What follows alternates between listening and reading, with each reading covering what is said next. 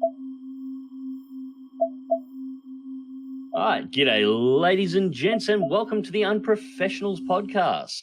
This is number 2. We are finally back in the office rather than being out of the hotel room like our first one. And today we have a special guest, ShamrockOneFive. Shamrock, if you'd like to introduce yourself to everybody. Certainly. I'm very happy to be here. ShamrockOneFive. I'm the writer, editor, kind of everything for Stormbirds.blog. It's a flight sim blog that I've been writing for about 3 years now. A lot of content about IL-2 and DCS World, but I also venture into X-Plane and the new flight simulator from Microsoft and just about anything else that has to do with flight simulation. Excellent. And of course, we have Dead Meat, my trusty sidekick, who is going to call me all sorts of names during the entirety of this podcast. I wouldn't have it any other way. So today's podcast is going to be primarily about DCS World, obviously. We're going to be talking a little bit about Microsoft Flight Simulator 2020 and what we've all seen of it so far, and a little bit about IL-2 and just general flight simulator stuff. So starting up, might as well just jump straight into it because we've got a few things to discuss here. And considering some of my own recent content, or the last major sort of up-to-date thing I covered, probably best to address the elephant in the room and get straight into the DCS World Early Access planes. Yeah, Mags, I just want to demonstrate something here before we get too far into it. Yep. So if you have a look at the stream, I'm on the DCS modules store. Okay. We have the F-16 early access, the 190A8 early access, the I-16 early access, the MiG-19 early access, the Christian Eagle 2 early access. We got the MiG-29, which is part of the Flaming Cliff 3. That's not early access. The F-14 early access, Yak-52 early access. I can keep going. F-18, Harrier. Well, what else we got? So we got the navigation systems. They're not in early access. We got the World War II asset pack early access. The Viggen early access. The Spitfire is fully released. I actually thought that was early access, but apparently not. The F5 not early access. But the Gazelle, not early access, although from what I've seen of the flight modeling, maybe it should be. I haven't gone to see if I can still fly that one upside down. Yeah, the M2000 is fully released, although, as we all know, that's in the process of getting a full refresh, which is fantastic. Mm-hmm. The L39 Albatross is not in early access. The C101 is not in early access. MiG-15... we won't talk about the Hawk because, well, the MiG-21, the 109K. That's a whole other discussion, and I'm not sure the podcast is long enough. Yeah, so like at least more than half of the modules that I've scrolled through here are early access. And some of them have been for quite some time. So yeah, this is the core of it. Early access, and to be clear, I'm not against it. I have no real problems with DCS releasing modules into early access. It does get a little finicky when you're starting to get multiple releases from a single developer that are or both in early access at the same time. I'm very much along the lines of, okay, finish one project up and work to the next one, type thing. It's when you're starting to get 2, how long are we away from getting 3 and having 3 in simultaneous development at the same time? And then there's the issue of the F-16 launch. Now, in the last couple of weeks since it launched, it has been updated, of course. It now has a functioning flight model. I don't think it's a complete not functioning flight model, functioning damage model. I don't think it's a complete damage model at this time, but it is sufficient. It's fine for an early access plane. And a few other systems that weren't working, like the ability to just jettison ordnance and a few other things, have been updated as well. And this was all done within a couple of weeks of the release. And I'm kind of the opinion that these should be standard and held down in any release. And the release should have been delayed in order to make sure that they were included. Well, so okay, so the thing I was one thing to point out, the official blurb on DCS's website. What is DCS World Early Access? I've got it up on the screen for other people to see. It says, Early Access is an option for you to play this module in an early state, but it will be incomplete with bugs. The time a product remains in early access can vary wildly based on the scope of the project, technical hurdles, and how complete the module is when it enters early access. Eagle Dynamics and all our third parties strive to make this period as short as possible. An early access module can be played on both the open beta and release versions of DCS World. Once the module exists in early access, exits early access, you'll be automatically have the release version. Most of that's really accurate. Yeah, there's nothing particularly wrong with that, and the way that Eagle Dynamics is running it, that's perfectly fine. I guess my biggest question is there a point that we're going to have to, or at least a point that the DCS developers in general should be pulling the reins a little on what they're releasing, just to control the number of modules that they've actually got out there. Otherwise, we start getting a bit of creep. And should there be, and this was actually brought up by Jabbers in his first video on the F-16, and I was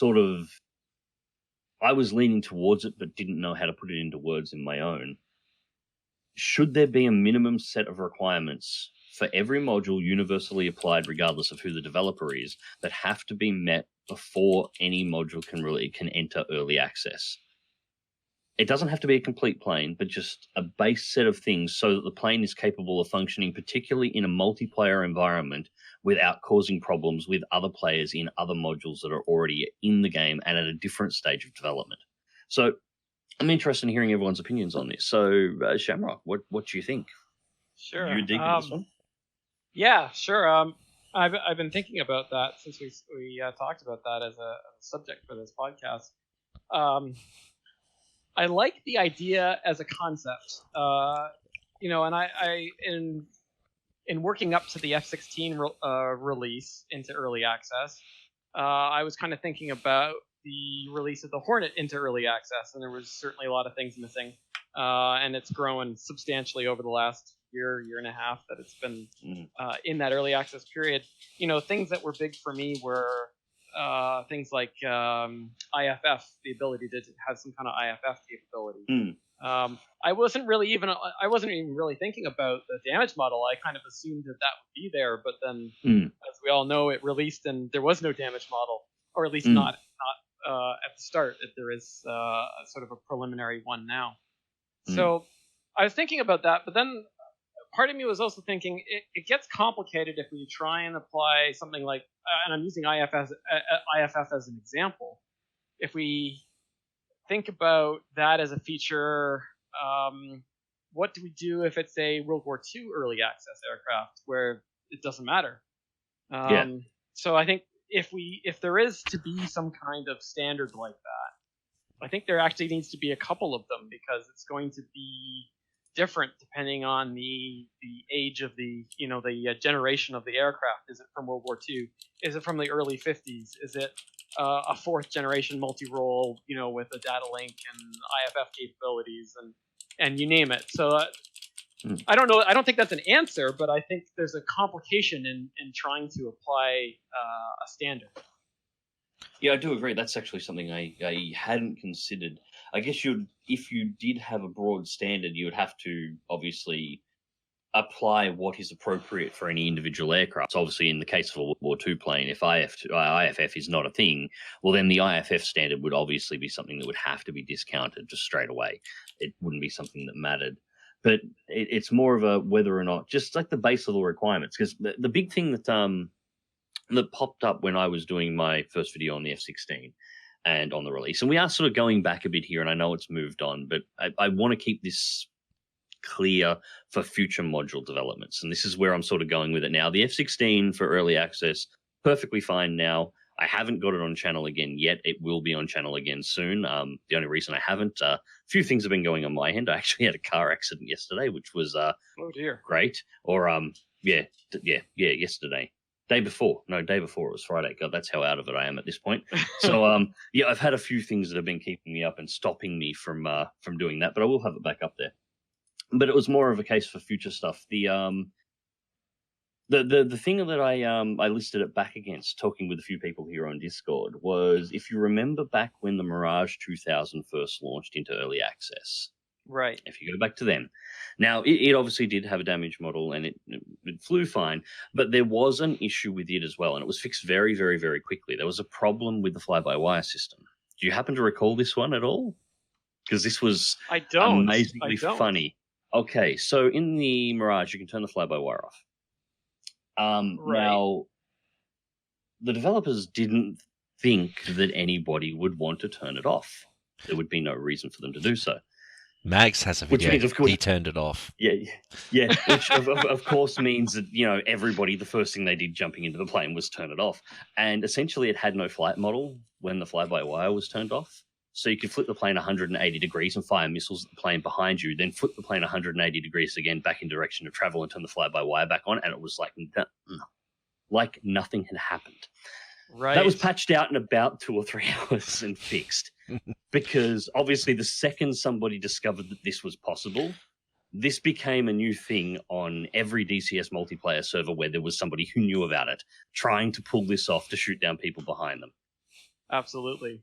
Yeah, in the F-16, yeah, as soon as you have it, you're going to exploit it. That's in the end. Sim pilots and DCS pilots and virtual pilots in general, like to think we're some kind of above gamers. No, we're not. We're just like every other gamer on the planet. If you can find a way to exploit something to your advantage that's fun, you will do it. The F-16 posed a slightly bigger problem, however, because the only way to really kill it was essentially to splash the pilot. The pilot would kill the plane. The plane itself was immune to everything except hatchbacks on the ground, which I showed in my video.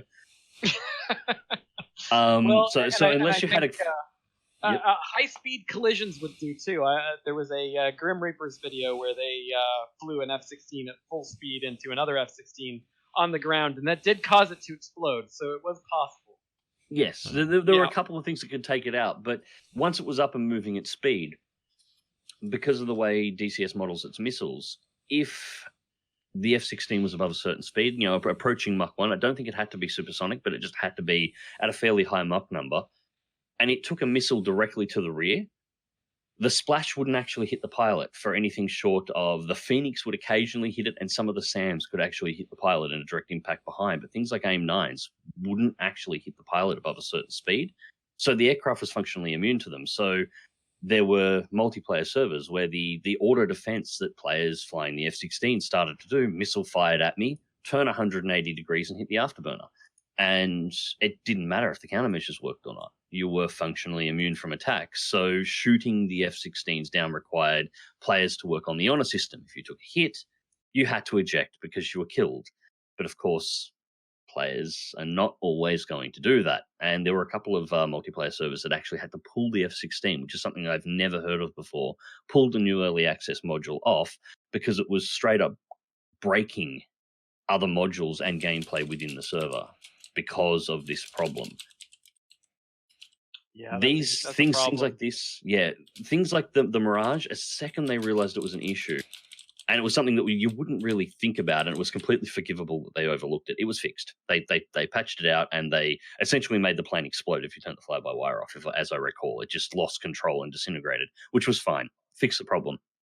The F-16 not having a damage model, that is a massive oversight, and anybody who knows multiplayer gaming could see how that is going to be used before it's even released. So things like this, anything involving that real base level functionality that interacts with other aircraft in the multiplayer environment. Even IFF could be an option. Like I can see the 18 didn't have IFF. Yes, we heard about all the blue versus blue in the 18. The blue versus blue is happening in the 16 as well.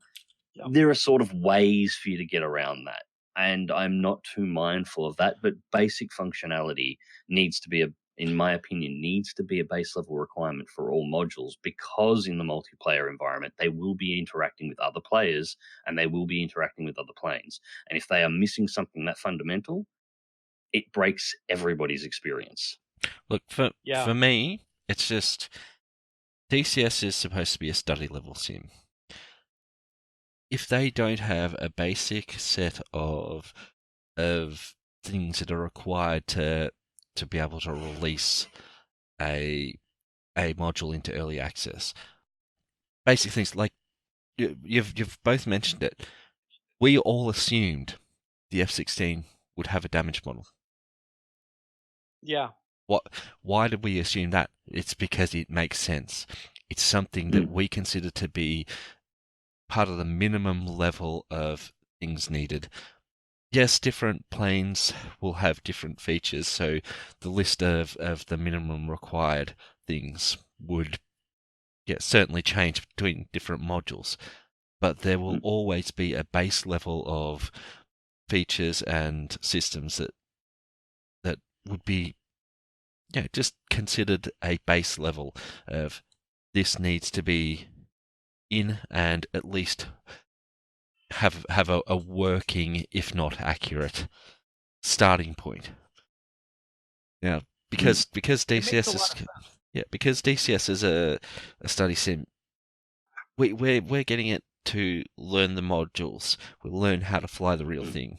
We're granted 9 times out of 10 when we jump in, we're just jumping on to dick around. We're going to skip the auto startup and just skip to the auto startup and just jump in and go blow shit up. But we did have a bit of a discussion about this before the podcast started. The amount of us that actually just it's great. We're really happy that the auto startup routine is actually inside of these planes. Now, how about we just not use it? Yeah. It's like, yeah, okay, I can learn how to start, but I play these things just to I play them to fly the plane. I don't get them to learn the startup procedure, because the only reason I have for learning startup procedure is to freak people out at air shows when they let me sit in the cockpit and I start doing the startup procedure. It's there's until they tell you that you really shouldn't be doing that. Well, yeah. The pilot starts looking down at the engineer on the ground and says, have we locked this thing out? Please tell me we've locked this thing out. Yeah. So back to the early access conundrum. I can't remember where this came from, but I'm pretty sure that I'm thinking you're referring to the CEO who posted that they need early access to be able to actually survive money-wise. Well, I was going to get to that, but I was actually, before that, I think there was either a suggestion or maybe it was a comment made by Matt Wagner. I can't remember now where this came from, but having some kind of public, I don't know what you want to call it, like a tracker or something like that, where every DCS World module has all of the intended systems and everything right down to the flight model, the damage model, that kind of thing, listed with some kind of status. Like green, it's done. Orange, or yellow, it's under development. Red, they haven't started yet, or it's not implemented, or something like that. So that there's a little less of a guessing game when you go to purchase an early access module. Is this module more or less complete, like the Vigan? I know Heatblur is working hard to make it what they consider to be a fully released module before the end of the year is what they've been talking about, or before the end of Q4.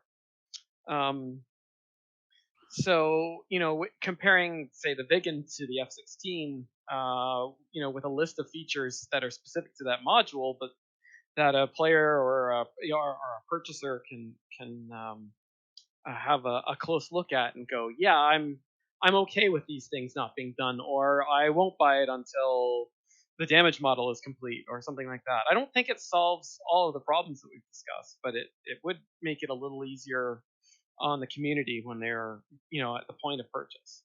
And something like that. So sorry to interrupt, man. I just this one. Something like that, I actually really agree with. This is actually a really good idea. I'm all transparency. And this is actually something that, if leveraged correctly, Eagle Dynamics could actually use as a way of sort of advertising and driving and controlling their own hype a little bit as well. Because if you have some kind of Christmas tree with a series of pretty lights that tell you exactly what status the plane is, the second one of those gets updated to a new level, all the private groups on Facebook, Hoggit, and basically all the other the social media groups that revolve around DCS are going to explode on the fact that this one thing was updated, particularly if it's a module that there's a lot of interest in. Like if they had this tree on the F-16, every single time something was updated, people would have lost their minds. Like, I mean, could you have imagined Hitler doing something like that during the F-14 with the hype that it had floating around it? You would, everybody would just freak out every single time something was updated and it was just that one step closer to release. So not only would it be a good way to actually inform somebody who's looking to purchase a module on exactly whereabouts a module actually is, so there's no confusion, a very easy system to be able to tell exactly where they're up to. On the rise to the release of a module into early access, it would be a way of actually self-controlling the hype and generating a little bit of hype as well as things are slowly accelerating. Yeah, absolutely. And I think further to this, Eagle Dynamics hasn't been shy recently, at least, with talking about, we have this that we're working on, or that system, or our programmer's doing this, or the texture artist is doing that. They tend to be pretty, or they've gotten pretty good at talking about those things. So I don't think that the level of information would be much above and beyond what they already do. It's just it would be in a very digestible format. You could look at it at a glance and go, yeah, this module has a certain feature, or it doesn't, or they're currently working on it. I think it would be certainly beneficial to us as fans. But you're right, I think it would be beneficial to Eagle Dynamics in terms of it has the ability to generate a little extra hype as a module is developed towards early access, or even through early access. And also, as I said, the side effect of being able to control some of the hype as well. I mean, it's very hard for somebody. A lot of the hype, the out of control, the hype train going off the rails that occurs, particularly in places like Hoggit and in some of the Facebook forums in particular, tends to be when people start to over expect something from a module. Like they think they've heard something, or they assume that something will be, and start to drive off of that thought, which may not actually be accurate. It's really hard for that to happen when there is a list that says this is what we have and this is what is functional. It's all there and it's condensed, and it's somewhere where it's very easy to reference all of the information all at once in one spot. So having those people just drive over and then getting disappointed and having a backlash generated out of disappointment on something that was never actually going to be there in the first place and was only a half-heard, mismentioned thought is also a way of containing some of that problem as well. Now, one thing I've about all this talk, you're mentioning all these things at like a place where it's listing all the statuses and the modules and whatnot. I actually remember seeing a website that actually had all of that information. It had stopped being updated at some point. Was it official, or it wasn't? It wasn't fan official. run? It was fan run. Okay. I can't remember what the website was called, but I just remember being pointed towards at one time. I don't even remember who or where I was pointed to it from, and I don't remember the name of the site, but I do remember seeing someone that had actually put the effort in and done all of this. I don't know if it went down to the detail of which parts of the module were to be worked on and which ones were working, but there was something similar to that. But yeah, it'd be fantastic if they could actually put something like that in place. Something official actually running. Yeah. Well, that's, I think, really all we need to sort of cover on that there. We sort of all agree there needs to be something addressed. There probably does need to be a set of minimums that are put around, and a way of making sure it's very clear for everybody to understand exactly where everything is up to in a nice condensed format. And obviously, any kind of requirements on any module would have to take into consideration what the module actually is, maybe even multiple sets depending on aircraft and errors. My biggest concern more than anything else, the F-16 should have been a huge moment release, possibly even bigger than the Hornet, and it kind of fizzled as a result of this. And I'm sure it's frustrating for the likes of, for Matt Wagner and the ED crew and, those that have been working on it to have it fizzle this way. But it's fizzled a bit because of just because of the way this whole release has been handled. And I would like to see this not be a thing in the future, not just for ED's modules, but for really any developer. I mean, consider as well. We sort of mentioned the Hawk before. If I forget the name of the developer. That's how forgettable they are now. I can't even remember who I think it was. it was Veo. Yeah. Yeah, Veo. If Veo had a minimum set of requirements that they had to have on their own module as well to begin with, would that have helped things a little bit, or would it maybe have drawn a line for them so that the whole event with them didn't occur in the first place? Would it make just a bit of clarity overall for the external developers as well? And obviously, if it's a public set of requirements, it's a bit of clarity for everybody that's part of the community as well, seeing what is actually sort of going on. So, other things that have been going on in DS, and we do have things I want to talk about Max, in regards to. You were cutting out a little bit there. Oh, okay. I'm not entirely sure why that was happening. Hang on. Yeah, we're losing you there. Yep. Right. Hopefully your internet's not. Why that's happening. Hopefully your internet's not playing up. God. Anyway, as you were. I say my prayers to the internet gods today in order to try and keep this thing goddamn stable. So the updatings of new modules, and obviously Black Shark's supposed to be getting a complete overhaul, although as I understand it, it may be sold, the update for it. I'm not sure on the details on that one. I honestly haven't looked too close. I've only seen a couple of glimpses of what the Black Shark is supposed to look like after, and I'm kind of excited. I want to get back into that one. Obviously, the A10C cockpit overhaul, in particularly aimed at VR, is something that's coming up.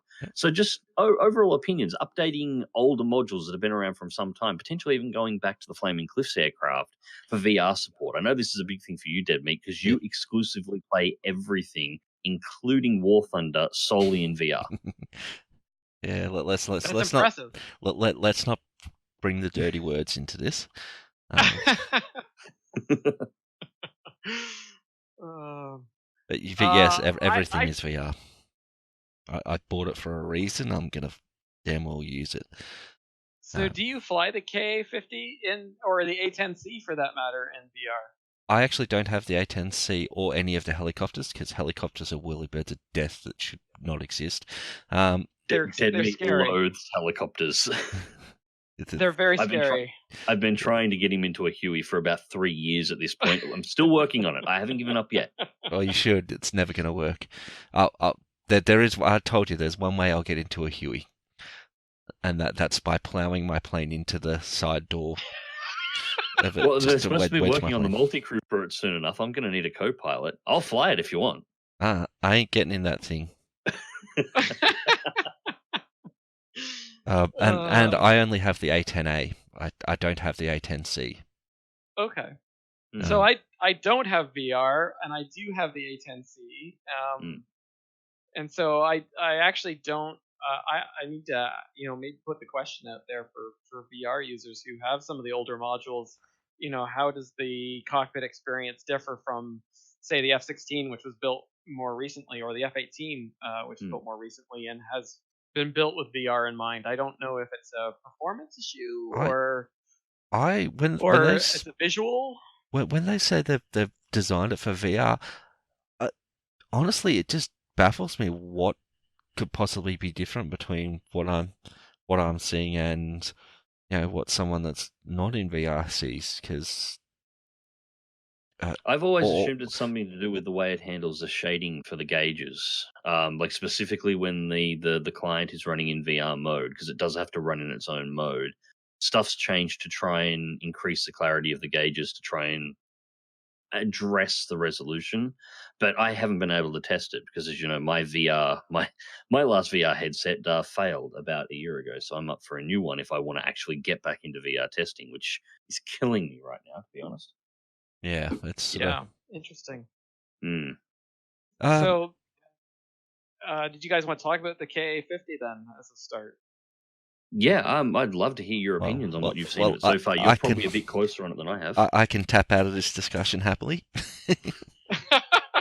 Sure. So, yeah, I don't have the KA50 as a module yet. I am waiting for the upgrade or the new version for it to release.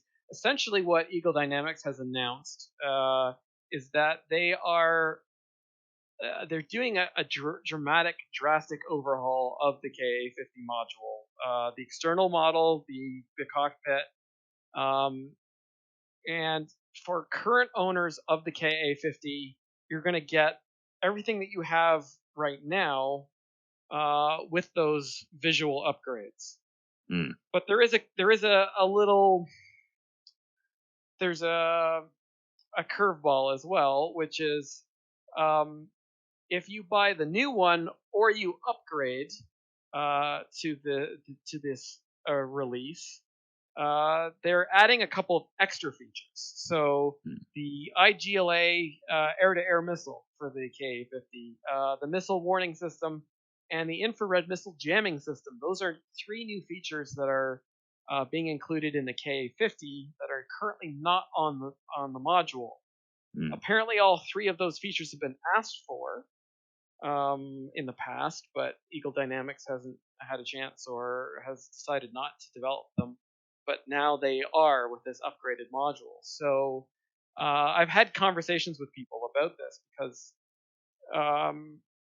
my thinking was, okay, well, you're getting exactly what you have now, but it's going to be better in terms of, upgraded visuals, and all the lights will work properly again, and because that's an issue with the current KA50 and in DCS World 2.5.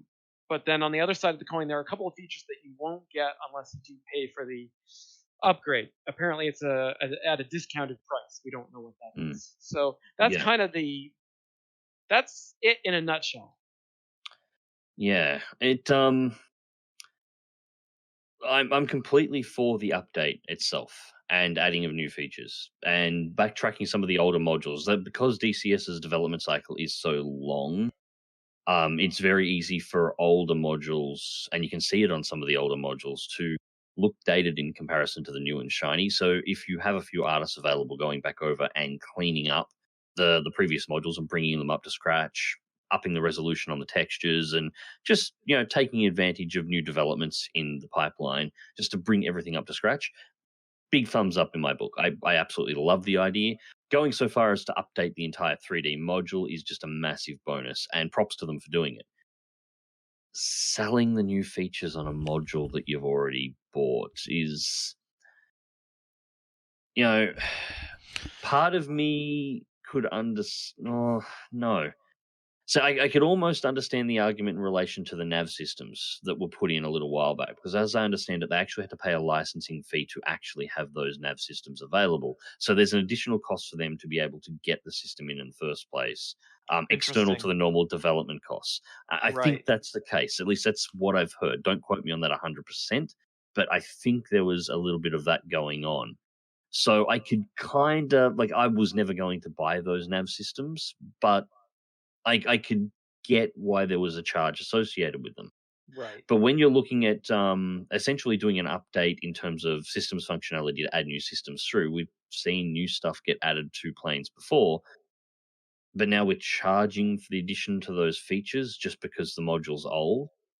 And this is, as I understand it, the 3rd time that the Black Shark has technically had parts sold for it. It was sold as the Black Shark, then the Black Shark 2, and now we're going to get this new release as well.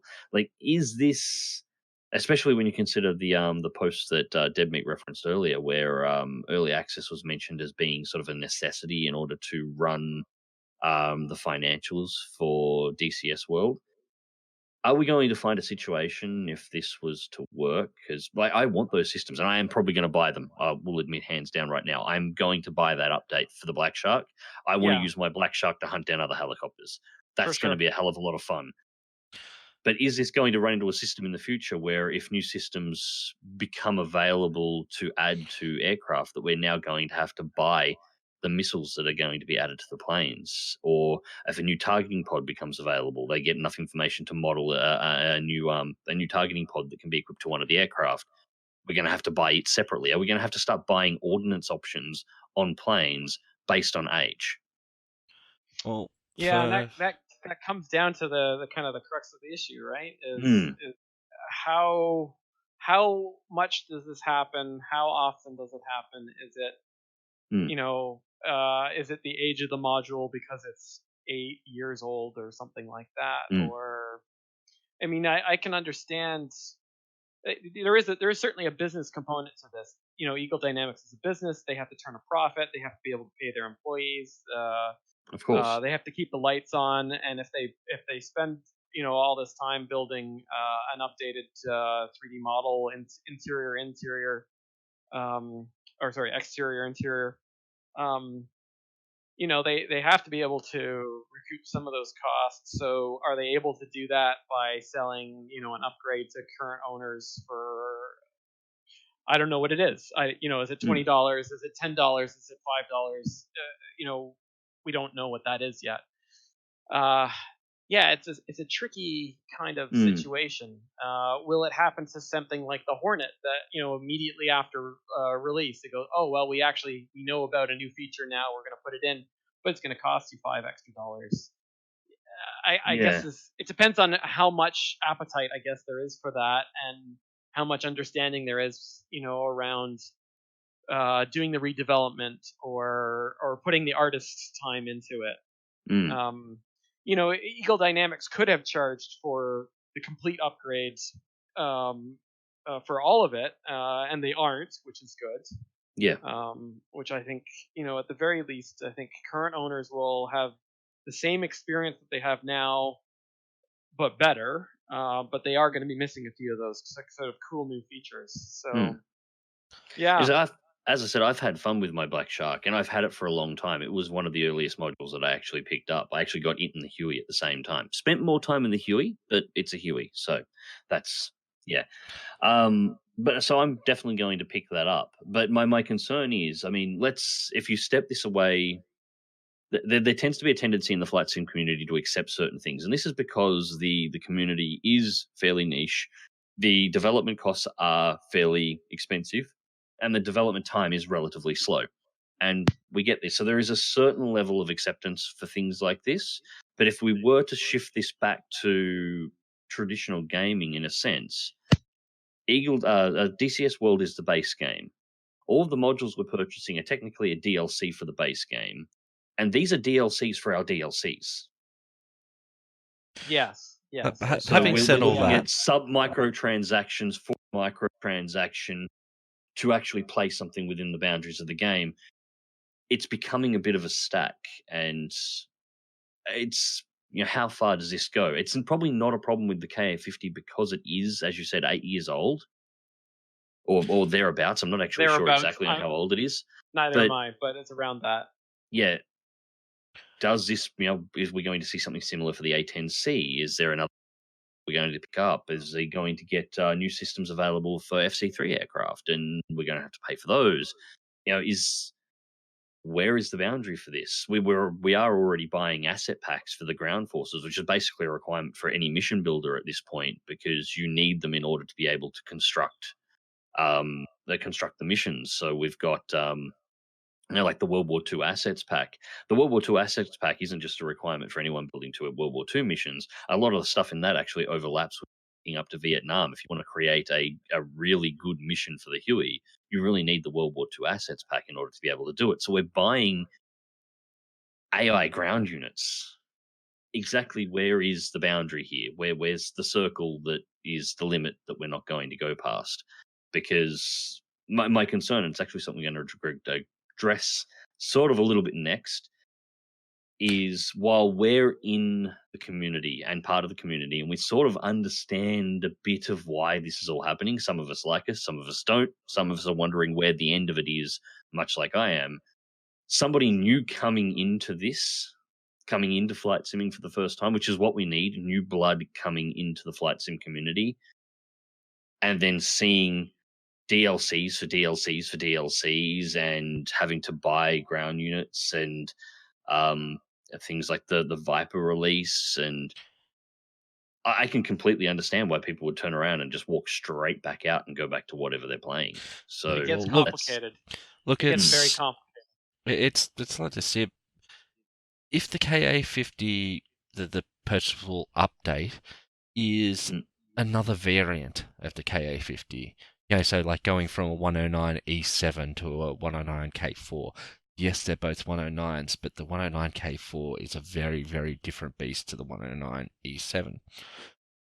That kind of thing, I'd be okay with. If it's just to add additional weapon systems or whatever to an existing airframe, that I'm not okay with. But having said that, how long is it before they decide that instead of purchasing modules, we'll get subscriptions to modules? That's a concern too, because that is something that's happened across not flight sim, but it's the entire industry at this point. Is a big push towards subscriptions for stable income, because it looks very good to investors and third parties. Much more than the sometimes unreliable nature of DLCs and microtransactions. There's actually a bit of a twist away from it at the moment. So, yeah, is that a future we're going to be seeing?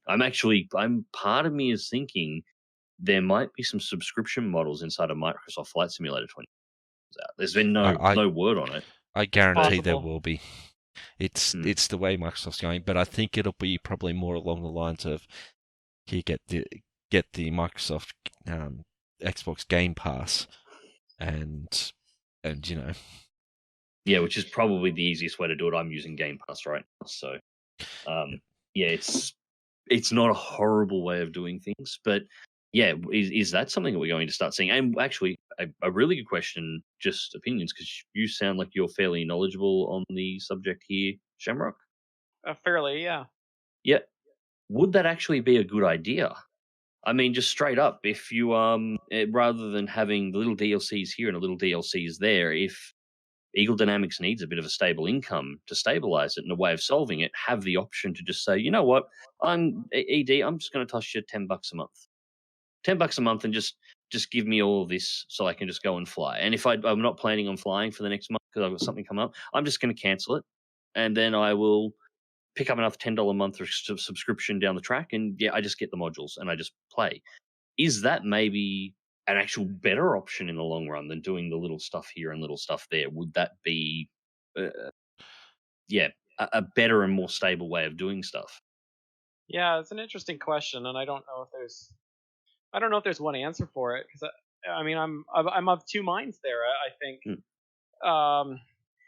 say you paid $10 a month, or maybe it's $20 a month. I don't know what the model would be, but and that would grant you access to all of DCS worlds, every single module, every single map, every single asset pack. Just get the lot. You get the lot as long as you're paying the subscription. Yeah, but what happens when you stop paying well, it all goes away, right? And yeah, you'd go back to whatever the base stuff you own is, or you go back to whatever the default stuff is for things. So like the SU-25 and your Mustang, if you don't own any modules. That's right. Or you'd go back to what you actually own in the way of purchase modules would be your base. So yeah, it's an interesting. The thing is, it has the potential to bring in new players who would be interested. They'd pay they'd get their first month free, like Netflix. Yeah, actually, that was actually what I was just thinking then. If you were running a subscription system like that at, say, 10, 15, $20 a month, whatever they worked it out to, access to all modules, and you did, these are the plans you have by free by default, and your first month of subscription to DCS when you create your account is free. So all new users get an immediate access to everything DCS has to offer on the very first month. That is a hell of a bigger piece of bait on a much larger hook than the SU-25 and the Mustang is, The likely going to grab some more people. yeah, the problem is. then you'd have there is, what about the third-party developers? Getting Well, Yeah, there'd there'd have to be a have to way to be- spread the money. yeah. Yeah.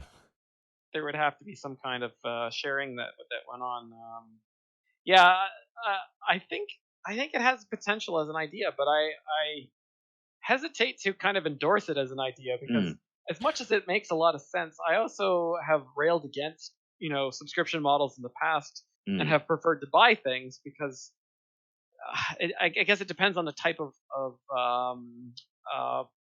or virtual pilot or gamer really that you are in that kind of situation, because there are people out there who I mean, I fly all the time, and I know lots of people who do, but there's also other people who are more casual about the hobby. So they're willing to spend on a module, but they also know that this month they're gonna be able to play it a couple of times, and next month they're only gonna be play it once, and the month after they're gonna be able to play it 5-6 times. And those people are going to maybe, if they went to purely a subscription model, I think those people would be left out. Because, they would probably go, well, I don't know, is it worth it for me? It would probably depend on how much per month. Do I want to pay that for something that I may not have time, to experience, much more than once a month or something like that. Like it's a conundrum. I don't know if there's an answer. If it did come in, it'd have to be an option, not a guaranteed. Yeah, not a requirement. They'd have to have both the current system, and they would have to have that available option for those as well. Like there's, as actually somebody pointed out in the chat, a lot of people own all the modules. I'm actually one of those. There's only 2 or 3 modules in the entirety of DCS that I actually don't have.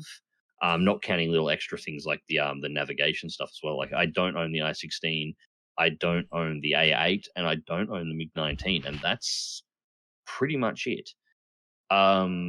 So for me, unless I was specifically looking to play one of those planes from a content creator standpoint for a video, I would have no reason to get the subscription at all. And exactly what's the percentage of players that actually own most of the modules, to which this wouldn't be interesting at all? So they'd need to balance that out as well. And as you said, I'm a bit on that as well. I like the Microsoft Game Pass subscription service that Microsoft's doing at the moment, mainly because of the cost. Microsoft, because of their size, have basically gone, okay, your first month's going to be $1, and then we're going to boost it up. We're going to boost it up severely. It's going to cost you $5, and you get access to everything we've got. Our entire back catalog is yours for PC. Go for it. Play what you like. We don't care. That is incredibly cheap for the amount of content you're getting for it, but it's probably a cost that only Microsoft could maintain because it's Microsoft. Nobody else would be able to do that on that kind of a scale. Yeah, so because their costs, like spreading out across their entirety of their entertainment unit, the cost for managing that system is got to be really low for them, which is why they can do that. But Eagle Dynamics is substantially smaller. They're going to have to pay for some kind of service to be able to manage that, and that's going to cost them money as well. So they have to be able to. And then the money has to be split between all of the developers that are working as well. So it doesn't just go to one point like it would there. It'd have to go to, Heatblow is going to want their share for the F-14 and the rest. And it's going to have to be an even split on any subscription. It can't really be based on who's flying what plane. It would have to be an even split universally. What's that cost going to come to? Is it going to be fair on the consumer end? Is it going to be enough on the developer end? Is it going to be something that enough people are going to be interested in? There's a lot of questions there, but I think it's probably a good area to start looking at, because not necessarily a good area to start looking at, but good area to start considering. Because things are getting a little unwieldy in a couple of areas. Maybe it would be nice to tidy it all up and make it a bit neater. Because my big concern, and it's actually where we're sort of going to go to next in the discussion, is talking about the simulation space in general, flight sim communities. You run the Stormblog. You have a lot of interaction with your community. The simulation community can be very abrasive is a word sometimes. I'm trying to be kind here. Why am I trying to be kind for? This is my stream. There are some real assholes in the flight sim community, and I have seen them actively drive away new people. And this is a genre where we really need to be welcoming to those from the outside. So exactly what way should we be trying to bring more people into flight simming? Because I would love to see a point where I load up the DCS or IL2, and damn near every server is at max capacity, and just people are blasting one another out of the sky all over the place. That's my fantasy for the flight sim community. That the combat flight sims that I love are loaded at some point in the future. How exactly do we get more people in?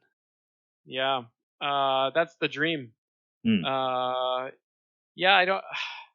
It's a tough thing to get people into. The learning curve is steep, and it's not like I think a lot of us who are involved in it think, yeah, like you have to press the right buttons on the DCS World module, but I think it goes back much further than that. You have even just the basics of flight are, maybe something new for someone coming in, or maybe they kind of understand flight, but gaming PCs are something that they've never really gotten into before, and they don't consider themselves quote unquote a gamer, but they're interested in the flight aspect. But just kind of penetrating the immense amount of information that you need to understand to buy yourself a decent PC can be challenging. And let's face it, flight sim titles push gaming PCs to their max, like few other titles can do. So I think it's an uphill challenge for anyone who's getting into it for the first time. I think. I mean, I can only speak for myself, but I mean, I've been kind of interested in this since I was a kid, and I bugged my parents about it. Aces of the Pacific and A-10 Tank Killer and some of those early titles really in the simulation. Red Baron. So I've kind of Red Baron. Yeah, great examples. Amiga 500 F117 stuff.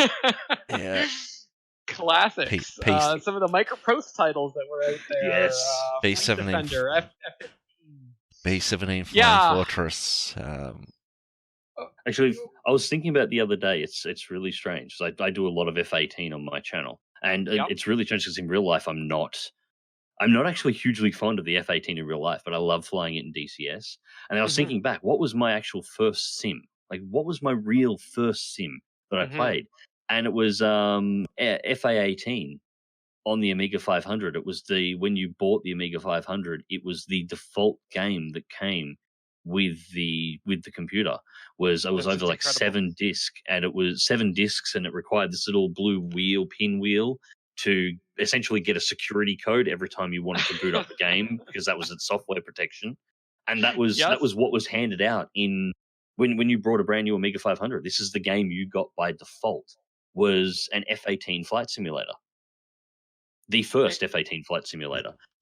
A lot's changed, but that's where I started, and actually it shows the shift. There was a time when flight sims were the piece of software for any gaming PC. Like, it was the showcase up until sort of the birth of the first-person shooter. Flight simulators and space simulators were the showcase game for new companies to show off their hardware, their graphics hardware, their processing power, their draw distances, what they could do. It was things like Screaming Demons over Europe, and various other flight sims. This was the way that they displayed the capabilities of their games, and that's sort of way. Well, not sort of, no, no, sort of about it. That has completely gone away. That's right. Yeah. I mean, all the other titles that are out there, from your first-person shooters to you name it, have kind of taken over in that area. Yeah, bringing new people in is challenging. I mean, I encourage, anytime someone pops up on Hoggit or on a Facebook group or on my blog or anywhere, and they're new at it, the first thing I almost say to them is, awesome. Like great. I'm excited that you're here and giving it a try because um, it can be a bit intimidating. And to your point earlier, there are some people who make it even more intimidating. And I encourage those of us who've been around doing this kind of hobby for a long time to kind of remember, if you can, remember back to when you started out and how little you knew at the time, and that whole learning process, which may have happened decades ago for some, and for others it's only a few years ago. Yeah, I think when someone does pop up and say, "Hey, I'm interested," the first thing that should be out of any of our mouths is "fantastic," great. And then the next thing is, we're here to help. No question is too stupid. Just ask away until you can kind of get going by yourself, or at least to some extent. Hell, I still ask questions. With new modules that come out, I try and do the research, but sometimes it's impenetrable and you need just someone else to explain it to you. Yeah. I think we have to, as a community, make sure that we keep being supportive when someone pops up who's new. Just going back to the first flight sims, so the earliest flight sim, like actual simulator that I remember playing, I actually had to look it up because I didn't know what it was actually called. I just played it at school. My grade 3 teacher had an Atari ST in the back room, and after school he was playing a flight simulator, and I watched it, and then he showed me how to play it. It was actually Flight Simulator 2 by Sublogic. Wow. Wow. Yeah, so, and it's, for those who don't know, that was actually what Microsoft bought and became Microsoft Flight Simulator. So, and that actually almost sounds like a segue. That is a fantastic segue. Before we segue, an accidental one. Yeah, sure. Yep, go ahead, Shamrock. I was just going to say, I mean, before we change subjects, there are definitely members of the community, and I'm not going to be able to remember everybody or call everybody out, but Requiem's Air Combat Tutorial Library is a fantastic resource out there on YouTube, and Red Kite and Jabbers and the Grim Reapers, like there's all kinds of groups out there that are creating content that are aimed just as much at the veterans as it is at the newbies. And there are some great resources out there on YouTube and Chuck's guides. How could I forget Chuck? There are fantastic resources, and there are fantastic members of this community that are doing like just absolutely everything that they can to make learning aircraft and modules and how to fly available. So I just wanted, before we moved on, I wanted to say that too, because I think there's certainly some people working really hard to do that. And if you're a listener out there and you're new, those are great resources. Like Laobi's 1 minute DCS videos are fantastic. Those are hilarious. Yes. I can personally vouch for the fact that Red Kite has saved my ass more than once, because just trying to constantly keep the functionality for all the different modules in my head while jumping between videos and doing this and doing that, and I cannot keep it all upstairs. So Red Kite has saved my ass more than once. So shout out to Red Kite. And yeah, absolutely, they should be checked out. On my end, basically the entire concept behind the Unprofessionals. So the DCS server that is actually run by Denmeat, he runs it all on his own hardware, out of his own server room. And what we do on my Discord is essentially aimed completely at new players. I also don't care so much for procedures of the rest. IL2 server as well. Yeah, Unprofessionals IL2 as well. It's just about getting new people in, getting to have fun. I've had a few people on my Discord, I don't want to jump on multiplayer with you. I'm worried I'm going to crash and I'm going to slow down. Crash. We don't care. It's unlimited respawns on the planes. bring them up, learn, try and ask. If you do crash, ask why. We'll correct you. Nobody's going to judge you, or I might have a bit of a laugh along with us, and we'll set you up and we'll get you up, and we'll have you blowing stuff up in fairly short order. And that's how I sort of try and run my whole community. The whole thing, my entire channel basically exists. It's going all the way back to when I started doing War Thunder stuff, was because I was trying to help a few people in War Thunder. My very first video was made because I'd been trying to help a couple of people that was in my clan at the time, and they weren't quite getting it. So I created a video to show them. And everything has sort of been a build off from that since. My stuff's probably relatively uninteresting to those that are advanced level DCS users because I aim particularly at entry level and more around the having fun than anything else. But just for that's reference, important. up on the stream, I've actually got a webpage showing the Flight Simulator 2 on Atari ST. Yeah, I think I may have actually played that as well at some point as well. I did have a couple. Yeah. Did have a couple. Yeah. Look at those graphics. My whole reason for setting up the Unprofessional servers was, well, for the IL2, it was mainly I was getting very annoyed at the how can I say it? That there's a certain popular server that we used to fly on, which started banning one of our friends for no reason whatsoever. Oh no, there was a reason behind it. He got into dogfights and bet the guy who roamed the server 3 times in a row in one night. Okay, let me rephrase it. No valid reason. Yes, that's better. And then they would also, on top of that, let certain pilots drinkins cheat and get away with it. Yeah, and and it would just ruin it. I just thought, well, stuff it. I employed one of our community members, Zaraxis, to learn and build me some initial missions. And from those missions, he built me templates, and through the templates, I actually learned how to build the missions myself, and actually finally worked out how the IL2 mission editor went. You were not summoned, Zaraxis. Zaraxis is in the chat there. From that, and I learned how to do the IL2 mission editor myself. And then we got I got my own server running up that had similar sort of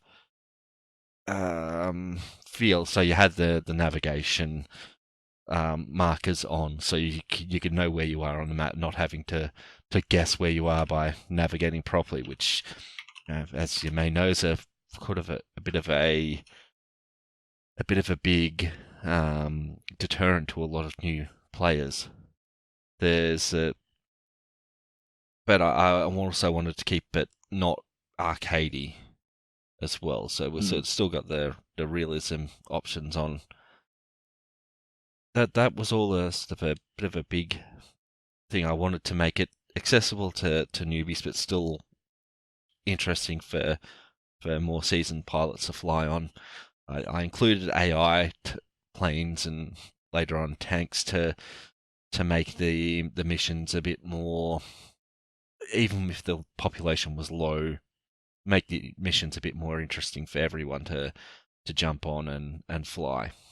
Even if there was only like 1 or 2 people, and there would still be something for you to do. There'd be an AI for you to go pick a fight with. There'd be targets for you to go bomb, and in some of the missions, there was like create a stable place for new players to get into that has something to do, always something to do, regardless of what's going on. Yeah. It's a good format. It sounds like a great server.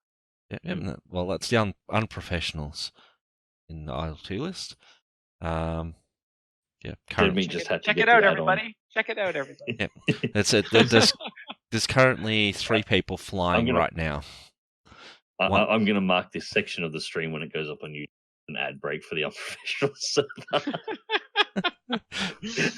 Hey, a little shameless self-promotion is all right. All right, so we'll jump on. Yeah, but definitely check it out. And this is probably an extra thing for it. Anybody who watches this when it goes up on my YouTube channel, new players who have been going, you're worried about being embarrassed or the complexity or the rest of something like DCS, or IL2 as well. And if you're really interested in buying it, but you're just unsure how well just grab it if you're interested and find a server like ours or a server community. It doesn't have to be Unpro, but if you find a community that you like with some people that are willing to help and just go and have fun.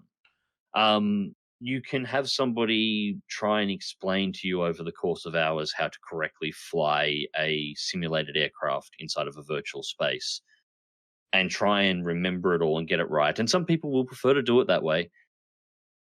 I'm going to be perfectly honest. I learned by repetitively crashing. Regardless of what you see in any of my videos, I jump into a cockpit and I basically punch buttons until the plane blows up, and then I just do it again until I work out a system. I will fly it to within an inch of itself in order to make it break, and when it crashes, I know that's where the line is, and I try not to go past that line. I regularly put it into the ground. When I'm doing new flyouts, I mess up takeoffs. I mess up landings all the time. We've all seen this, and I don't try and hide it. It's just the rating of exactly how bad my landings is that is my thing. It's funny. I can land a World War II bomber like it's nothing. Try and put an F-18 down on a runway that's 2 miles long. I'm going to have problems. Don't know. You see me trying to land an F-18 on a carrier. I can land the F-14, not a problem. I can land an F-5 on a carrier, not a problem. I can land pretty much any plane except for the F-18. Can't land the 18. Yeah, he eats the back of the boat. But or I fly over it more. You don't have to be embarrassed about flying badly. And yeah, we all crashing do it. and crashing is just part of the learning experience, and it can be a lot of fun. Oh, I've had some good laughs. Yeah, and I can say even so this afternoon I was convinced to buy the Mi-8 for DCS World, and I've never flown a helicopter before, and I have crashed it 10 times now. It was hilarious every time.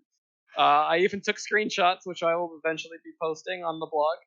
Mi-8's a hard starting point too. She's a big girl. She does fly really well once you get used to it, but she's a big girl.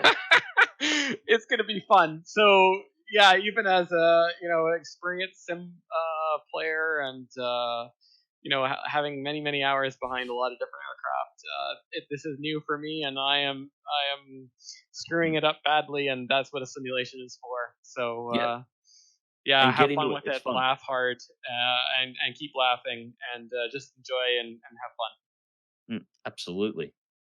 All right, so talking about melting computers, although it may not, if it was true and what we've seen, be as bad as we think, Microsoft Flight Simulator 2020. And considering the time, I think this is going to probably be the one we wrap up on for this one. I've seen a few things of it. I've watched basically all the reviews, both the stuff, the information released by Microsoft, and the limited number of people from the civilian flight sim community that were invited to actually go and play it themselves and what their thoughts on it were. But I'm going to toss this over to you, Shamrock, first, and get what you've seen and what your opinions are of what you've seen. Sure. And by the way, extremely jealous. I would like to have seen what some of those other folks have. But yeah, I'm. It's when it was announced, and it was funny because it was announced just as Flight Sim Expo in Orlando in June had ended. In fact, I was back in the hotel room checking my phone, and the announcement popped up, and the timing was like if they had announced it 48 hours earlier, I think it would have been the talk of the whole expo. Yeah, I was excited and immediately a little bit hesitant about it, but the more we see, the more it seems like this isn't something that Microsoft decided that they were going to get back into last year. This is something that they have been working on, it sounds like, for about 5 years. Yeah, as I understand it, the French developer, I'm pretty sure it's a French team that's been working on it, has been essentially working on this since around or just before the sale of Flight Simulator 10 to Dovetail, Yeah, like they were already working on this when that sale was done, and that this was not cancelled. This was always something that's been running very quietly in the background. So it's not even like Microsoft has really sort of come back to the flight simulator game, which is like even myself when I first saw it, that's what I build this is. Microsoft is returning. It seems like they never left. It's just it's been developed for half a decade in almost complete silence. that's right. Yeah, I think it's interesting that they've kind of decided that now is the time to come back, and that the development has reached a point where they feel like they can do that. And I know I wasn't really big into Flight Sim X, but I did play it a little bit. I've watched and read the comments from people who were big into that and remember when Microsoft, because they came out with Microsoft Flight after that, which was not kind of up to the standard, Yeah. so a lot of people, I think, when they announced it, kind of went, "Oh, really? Microsoft's coming back, but are they coming back for good?" I mean, yeah. The more we learn, the more it seems like they kind of went into a bit of hibernation, but they also have been maybe hibernation's not the right word. I think they've been sort of busy silently working on this, and they're almost ready to unleash it. It sounds like next year, and Yep. I think it's going to make a big impact. I think there's revolutionary technology and I don't use that word lightly in this case. I think it's revolutionary, some of the technology that they're bringing together. It's not so much that the individual pieces are revolutionary, but the integration between Azure AI for some of the machine learning to develop the world, and the ability to stream. Like, we have internet that's at the level that we can stream in high resolution satellite images, and we've already been doing that for ages. If you open up Bing Maps or Google Maps, these are technologies that now exist and are almost irregular day to day, but now they're building it all together in this one world.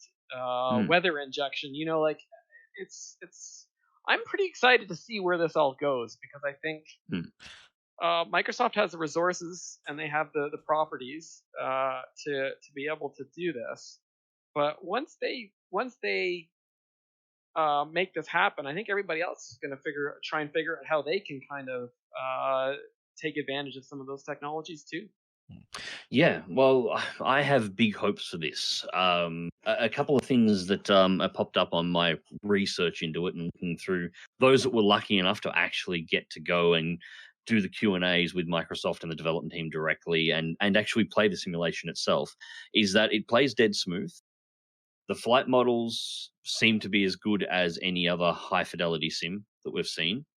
The technology they're using for the flight models is actually very similar to what X-Plane 11 and DCS World is doing, but it's sort of an offshoot of that technology. Yeah. So they're actually modeling. It's not just code for the flight models; they're actually modeling and simulating fluid dynamic flow over the aircraft, which is great because that's going to lead to a better, more realistic flight model. So they're not playing around. That was the issue with Microsoft Flight. Microsoft Flight's flight modeling was terrible. It was not a good thing. So it looks like they're trying to not go that route. They're trying to do proper flight simulator. The concern, I'm in Australia. The concern with the streaming of the world was a concern for me initially, but a couple of things did come out of the Q&As. Was that you will be able to select sections of the world to download. So if there's a particular area that you want to play, and if your net's a bit spotty or you want to play offline, you can actually just select and box an area that you personally would like to fly in, and That's right. it will render off and download that section, so you can play it in offline. Your internet connection is perfectly fine. There is also a sub-level section of textures and assets for the entire globe, like a default set, so that if either your internet connection isn't good enough to stream in the high quality terrain, or you want to just fly offline and you haven't had a chance to download anything, there is a default set of textures that is applied to give you a world to fly on. So you're not going to be able to not fly if you don't have a high-speed connection. It's just a high-speed connection will be required to be able to free fly in any location of the world at the quality that we've seen in the images and the videos that have been released so far without having to pre-download anything. That's the requirement if you want to do no prep and just fly. You'll need a high-speed connection for that. But otherwise, you just download the sections that you want. So the flight simulation looks good. The fact that there is an offline mode and there is some options there is fantastic. The reports, just the experience themselves from some of the pilots. I forget who it was that said, because for those who have not been following this, essentially Microsoft ran a very quiet little Q&A and test session. A whole bunch of civil aviation flight simmers and a couple of real world pilots as well to come in and test the flight models. And they had 3 aircraft available at that time, and they were allowed to play 2020 in its current development state. And everybody assumed, and they all said they assumed that they would have essentially a little box of the world that they would be allowed to fly in, and that's it. And no, Microsoft basically said you can pick any airport in the world you want to take off from, anywhere you want. We don't care. Go fly an area that you know. It doesn't have to be wherever you're from, or if there's a place in the world that you like that you've been to a lot, go fly over it and have a look at it for yourself. So there was a couple of streamers that jumped in, and the first thing they, of course, did is spawned at their local airport close to their house and flew over their own house. And the roof was the right color, the house was the right shape, the garden was their garden. And in a couple of cases where the satellite imagery had picked up like cars in the driveway, there was an analog for a car that was the appropriate color to what was in the picture sitting in the driveway of the house on their street where it would be based on that photograph. So it was right. Yeah, this is incredible. Yeah, and it was all just that revolutionary thing, right? Yeah. Azure AI, just using the satellite to recreate everything as close as it possibly can, and they were blown away. And the fact that it was anywhere you want, they put no restrictions in, and because of that, there was no way that Microsoft could pre-prep certain areas. This had to be just what the Azure AI was doing by default to create the terrain, because there was no way to pre-prep for where the sim pilots were going to go. Nobody knew where they were going to pick. They just picked it at random. The weather systems as well. Actually fading in rather than being just sort of a weather block that when you hit you suddenly have rain. You'll actually get gentle inflow into the weather, and that, while I haven't actually seen it yet, well, we've seen little clips of the weather systems at this point, but from the descriptions of the developers and comparing against the bits that we have seen, apparently the weather system is fully capable of doing full cloud rotation and the rest. It's entirely possible for you to simulate a hurricane and then fly into it and get hurricane forces across your plane. Yeah, and they said actually during some of the hurricanes that have happened in the last few months, they've actually loaded up the sim, turned on their weather injection system, and they have gone and flown through a hurricane, with their sim, and the hurricane that was there in real life was there in the sim. Like that, I'm very impressed by that. I know that there's a couple of other third-party makers out there for P3D and X-Plane and that kind of thing that can also do that. So this is not maybe the first time, but it's certainly this is, I think, the first time where the visual technology, the volumetric clouds, the volumetric rain that they're talking about, being able to do that together at the same time, like the impressive visuals together with the maybe something sort of the nerdier side of it, which is that weather injection part, but bringing that together, that's if they can pull that off and it works the way as well as I think it will, I think that's going to be just a phenomenal experience as a sim pilot. Yeah, my only disappointment is with this detailed level of ground that they're going to have is it looks like that helicopters and rotary wing will not be a thing on release. It'll only be fixed wings to start with. Helicopters will come later. I love flying helicopters. The biggest reason why I don't fly more helicopters in civil aviation sims is because you tend to fly low to the ground, and while everything looks great from 10,000 feet, even 5,000 feet, when you start getting down to 500 feet, things start looking a little bit spottier unless you start going for that sort of quite expensive, but some of it very well done, third-party texture upgrades to particular areas and model upgrades to particular areas. I know Melbourne in X-Plane 11 is actually not really all that great when you get down to low ground, which is kind of disappointing because it's a really beautiful city. The fact that this will potentially look, or at least from what we've seen of the low-level flights so far, the Cessnas, will be gorgeous at low altitude, and I'm not going to be able to fly through it in a helicopter is killing me. But I am really looking forward to this. They need something for the DLC, you know. Yeah, this is true, and the fact that they are tying in with third-party manufacturers and developers as well to start bringing aircraft in. They wouldn't say who they're speaking to, but they did say in one of the QAs that if they could say who they were speaking to, you would definitely know the names. I'm assuming the likes of A2A and those lines are probably definitely already porting models ready for 2020, doing whatever they have to do for it, because they're kind of huge, and I can think of a few others as well. The other thing that I'm sort of hoping with as well, and as somebody more in the combat side of things, although I really am looking forward to just doing some civilian flight in 2020. The other IP that Microsoft owns is, of course, Microsoft Combat Flight Simulator. Right. My hope is that 2020 will work out incredibly well, because my big hope is that if it does incredibly well, they might decide to resurrect that IP. And it would be nice, as much as I love IL-2, but I would love to see more combat flight simulators out there, and potentially even a modern version in this kind of a setting as well. I would like to see this resurrected if it was a possibility, but I think that's only a possibility if Flight Simulator 2020 actually works. So I have my fingers and toes crossed on this end.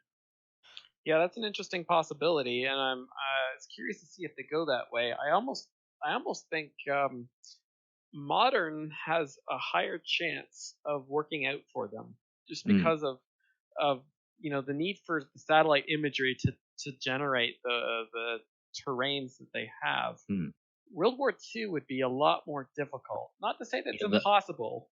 I'm sure they could come up with a way to do it, but well, what they would have to do is they would have to generate a default terrain texture for the period, and then have the Azure AI build on that texture rather than building on the modern one. So there's probably sections of the world they could use just by default that haven't changed all that much. Jungle areas in the Pacific Theater, some of the islands they would have to do, but some of the map sections that they would have to replace with period appropriate sections. So it would be time consuming to use the same tech in the long run. But it's not impossible, because in the end, all the satellite imagery is a giant 2D image. That's right. Yeah.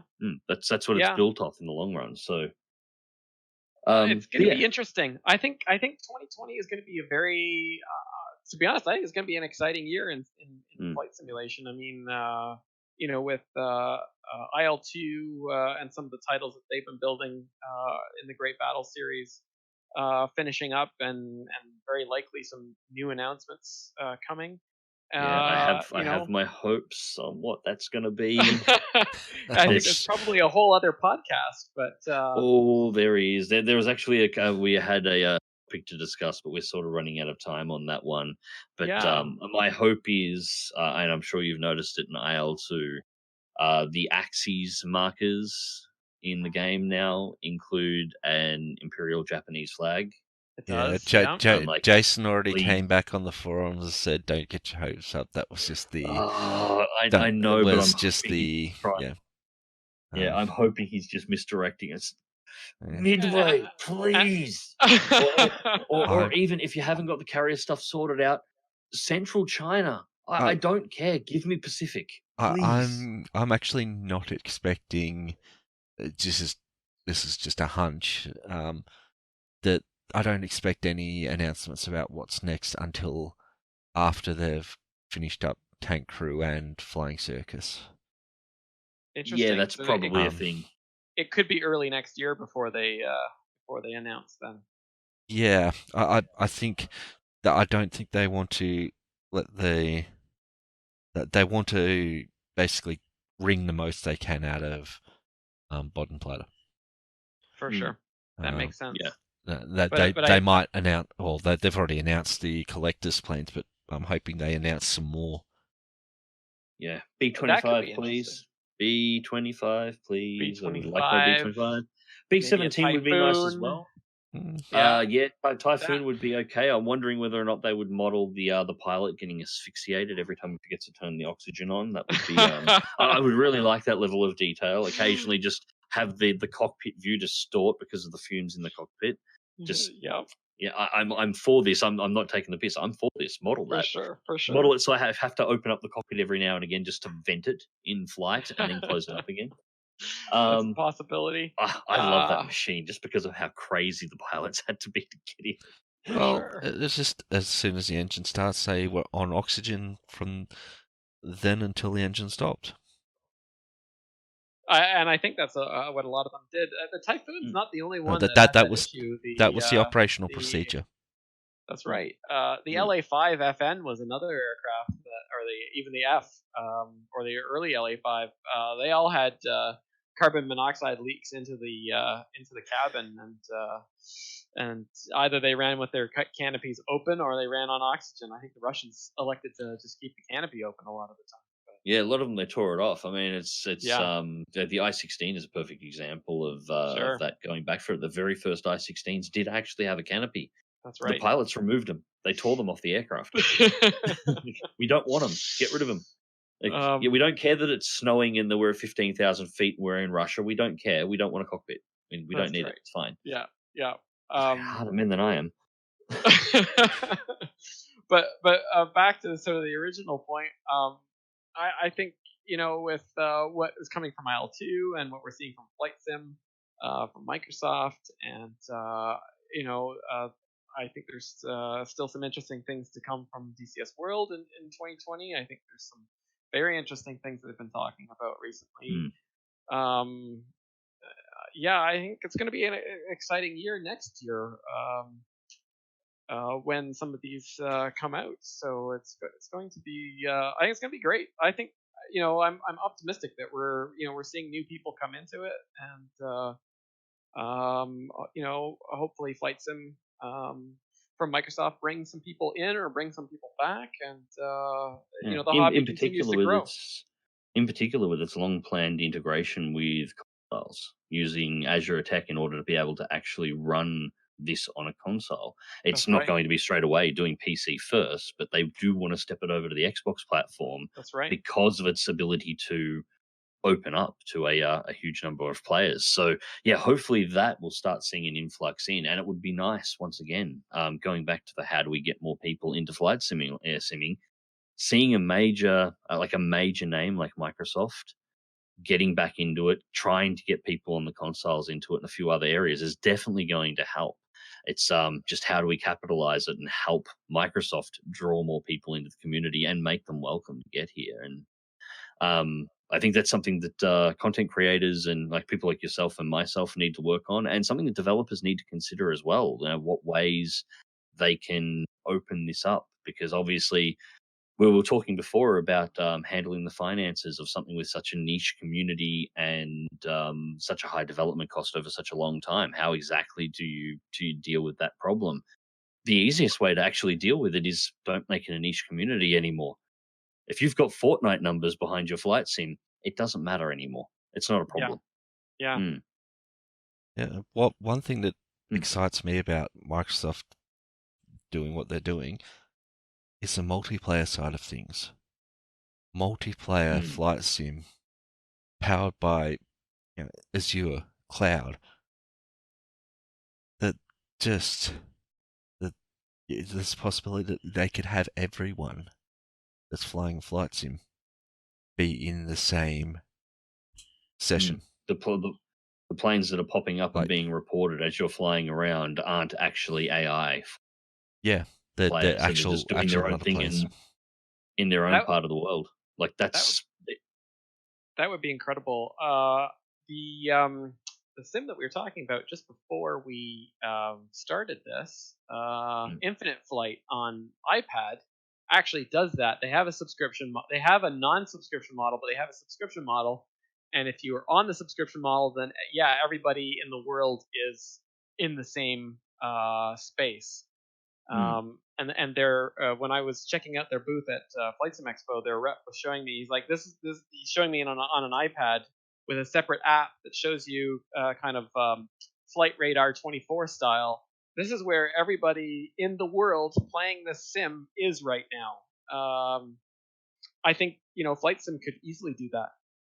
Yeah. It's not something that they've mentioned. That they've said that there probably will be multiplayer, but they haven't really gone much further into it than that at this point. But my hope is that is sort of the area they're angling towards, because in conjunction with this terrain, having that kind of multiplayer functionality would be great. I mean, the only thing that would be missing for me personally at that point in time is I would just have to say somebody has to model a Catalina and put it in, because I only live about 2 hours away from the lake where they used to service the Australian Catalinas, where they do all the stuff from. So that would be my starting point, and then just start flying the world in a Catalina. That would just be my thing. And anybody who wanted to come and fly formation, I'll send you my coordinates. Come and join. That's right. Well, that sounds amazing. Anyway, all right, we should wrap this up now. now. At this point, it's coming up to 12:30. I think we're at about 2 hours. So much for.